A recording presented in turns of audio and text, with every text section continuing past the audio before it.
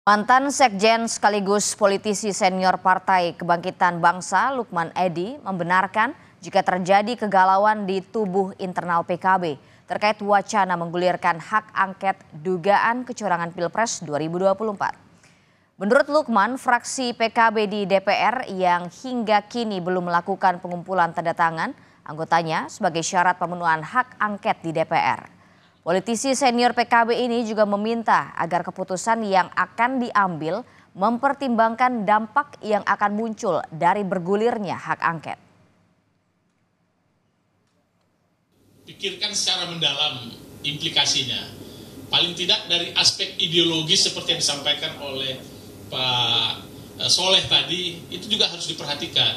Nggak pernah namanya PKB itu berada dalam posisi yang oposan, nggak pernah dalam perjalanan NU, politik NU itu yang kemudian kontraproduktif menyerang penyelenggara pemilu, itu nggak pernah ya.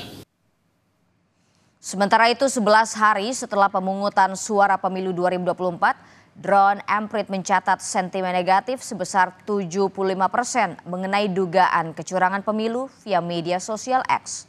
Mayoritas memperbincangkan dugaan kecurangan yang dipandang terstruktur dan sistematis. Pendiri sistem analisis data Drone Emprit, Ismail Fahmi menyatakan, selain soal dugaan kecurangan, narasi negatif warganet turut menyinggung wacana hak angket di DPR. Ya, oke, silakan. Kelihatan ya, kecurangan ini menjadi isu yang cukup penting ya, dan mewarnai pemilu yang sekarang ini.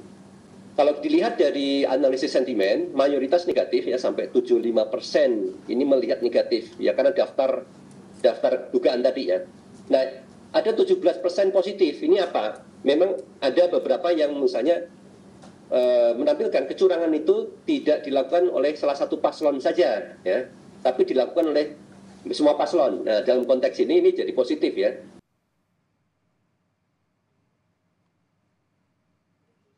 Sebelumnya Indonesia Corruption Watch (ICW) mendorong sistem informasi rekapitulasi elektronik atau Sirekap diaudit secara menyeluruh.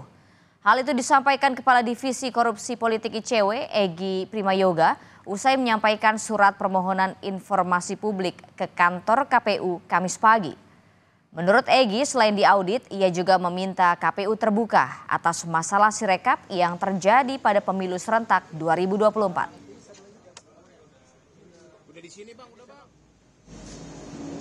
Ya, di tengah dugaan kecurangan pemilu yang masif, tentu kami ingin memeriksa apakah betul ada kecurangan yang terjadi melalui sistem informasi rekapitulasi elektronik atau Sirekap.